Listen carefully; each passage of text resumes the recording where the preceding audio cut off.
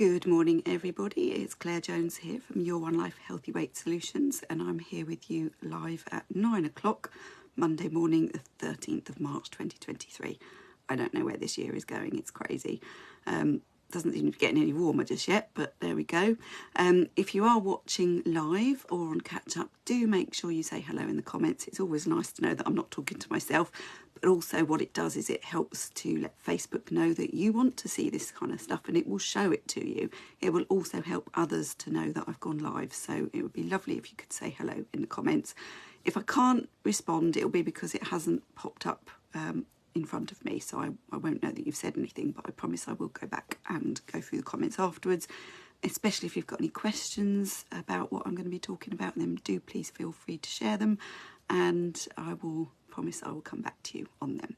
So this morning what I'm going to be talking about is how to be more objective about managing our weight and also managing our money, because this whole theme for this month is how managing our weight and managing our money are so very similar, and what I'm going to share with you this month may help you to manage both. So just a bit of a recap on what I covered last week. So last week I shared with you obviously some of the similarities, and I took you through 7 things that we are given in terms of advice about how to manage our money, and I explained to you how they could be interpreted in a similar way for managing our weight. So I'll just remind you of what those things were. So the first one was about making a personal budget. So that is where having a calorie allowance can be a similar thing in relation to our weight. Tracking our spending. We're advised to track our spending if we are having trouble managing our money. So in the same way as we would perhaps track our calories when we're trying to manage our weight. We're advised to save for retirement. So if we think about, obviously, managing our weight is a way of helping to safeguard our future health, isn't it? Saving for emergencies could be an equivalent, could be, saving some calories for weekends and special occasions and holidays. So that's where, perhaps we might eat a little bit less in the time coming up to that, so we've got a little bit more energy budget to spend. Plan to pay off debt. So obviously that's losing weight, isn't it? The weight that we've gained, we need to obviously lose it by eating a bit less. Establishing good credit habits. So that is about obviously establishing some good habits with healthy eating, in either within a calorie deficit if you're trying to lose weight, or within calorie balance if you're trying to maintain weight. And then finally, improving your money mindset. So that's developing the right mindset to be able to, cope with temptation. So, you see something you want, can you afford it? Same thing with our managing what we eat. We've got to make sure that we can afford it, that we've got some energy budget to spare to go on the splurges that we perhaps might want to go on when we go out and about and things like that. So those were the 7 steps, and I do believe there's some really close parallels, because obviously the way that we manage our weight and the way we manage our money, we tend to be in the same kind of space in our brain when it comes to making decisions about weight or food rather, and making decisions about our money. And the key thing there is that we tend to be in the primitive part of our brain where we want instant gratification. Oh, I've seen that thing and I want it, and I want it now. It's the same when we see temptation, or we want it now, or we're tired, or we're stressed, or we're hungry and we want to reward ourselves. That is very much our primitive part of our brain being in control of the situation. And when we think about it, especially with managing our food, our ancestors wouldn't have had to be worrying about calories. Our ancestors wouldn't have had to be worrying about, I don't know if I should eat that or not, I might put on weight. They would just eat when food is available, because they would know that it wasn't always available. So by eating more when it is available, we store fat in order to save us, to be able to keep us going until food is available again. But the problem is that the world we live in just isn't like that anymore. And if we don't take some kind of healthy control over this situation, we're always going to be in danger of being overweight, in the same way as if we don't control our spending, we're going to end up in debt and in serious problems with that. And indeed many people do. So we need to learn how to manage this. It's something that no one else is going to do for us. The government you know, I can't see them changing anything in the near future. Yes, they might be making some efforts to, you know, raise our awareness with calories on the menu and things like that. But ultimately, it's still down to us to make the decisions about our lives and about what we're doing. And every single decision counts, you know. And then the trouble is, when it comes to instant gratification, which is what we want in the moment, we want to feel better, we want to feel comfortable, we want to feel happy.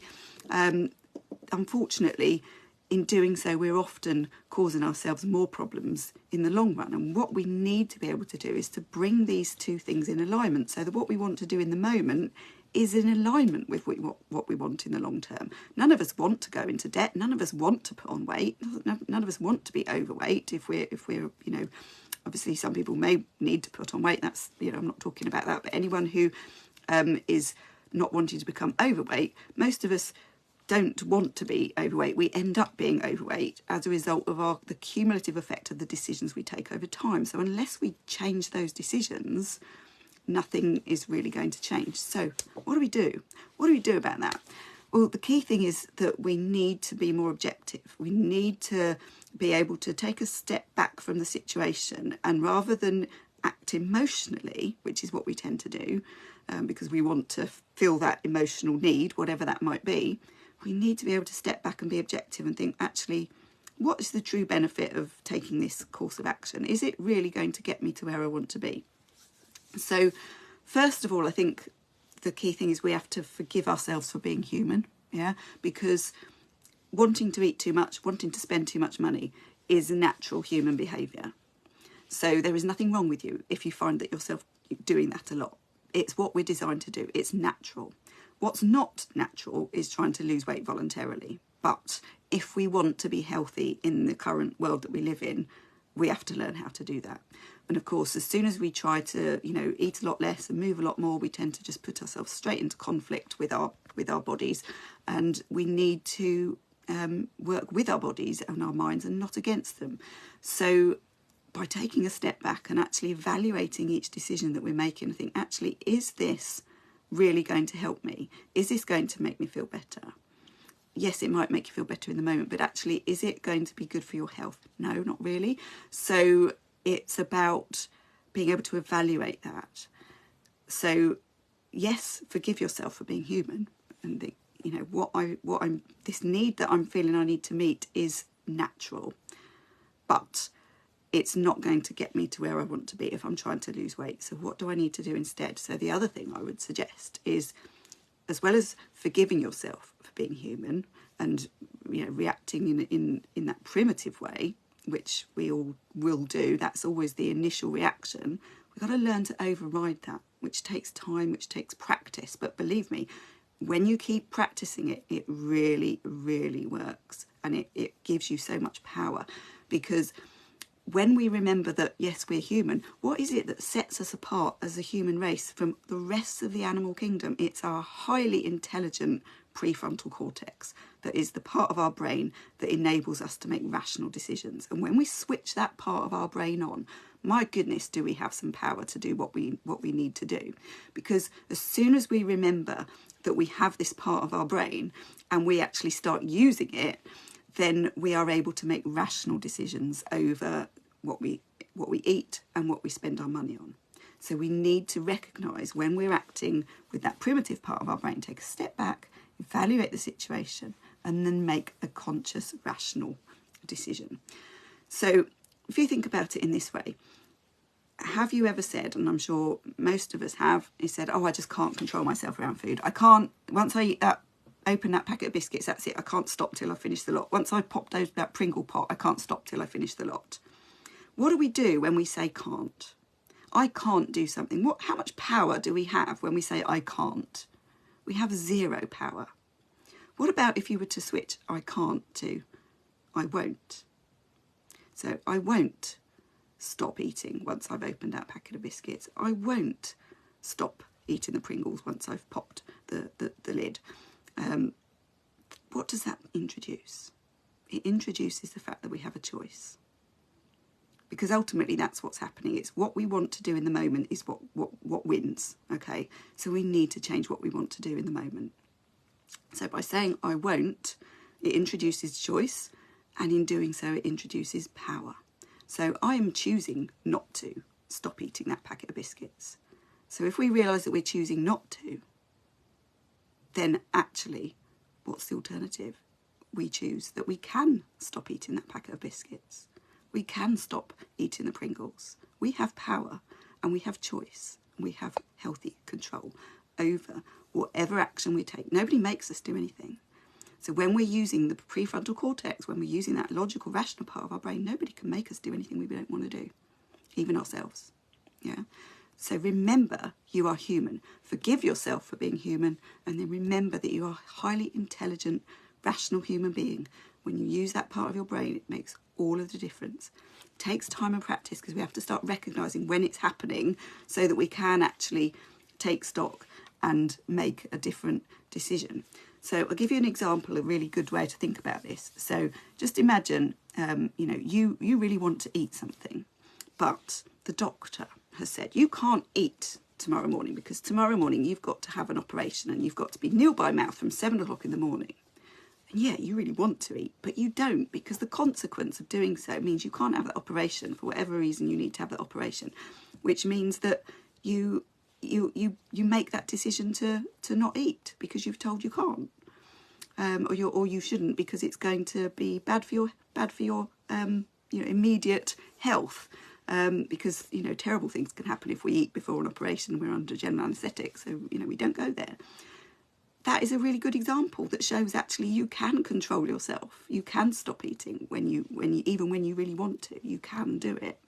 In the same way as we don't just go and spend or take things from the shops without paying for them because we haven't got the money for them. We just don't do that because the consequences are immediate and severe. So what we have to remember is that with every single decision we're making, what's the consequence of that? Because as James Clear says, every vote we take is an action for the person we wish to become. So every decision we take makes a difference. So think about, where do you want to be in 10 years? And make the decision now, right now, every decision you take towards that choice, as opposed to where do you want to be in half an hour, feeling really good because you've eaten, whatever it is. But in an hour's time, you may feel really unhealthy and unhappy. So where do you really want to be? Not where do you want to be in the moment? And the more we can change how we think, the more we can change how we feel, and therefore what actions we take. So if you can stop and not eat without thinking, so make sure that you're building in some pauses to be able to reflect and decide, is what I'm about to do actually in the overall scheme of things, is it actually going to help me reach my goal? And if the answer is no, then that prompts the next question, isn't it? Well, why am I doing it? So we can really explore for ourselves, what is the reason that we're doing things, and then we can start doing something different. Because the way that we always behave, they are ultimately just habits, and habits can be changed if we want to enough. So it all comes down to, what do we want? What's most important to us? And learning to be objective. And if we can start breaking that emotional connection between ourselves and food, then we have so much power to change our lives. So I'm going to leave it there. I hope that was helpful. Next week, I'm going to be talking a little bit more about, obviously, this in reality. How do we actually manage that energy budget in the same way as we might manage, our finances. And I've got a special guest that's going to be joining me, and I will be telling you all about that in the next week. So I'll see you next week. Thanks for joining. Bye.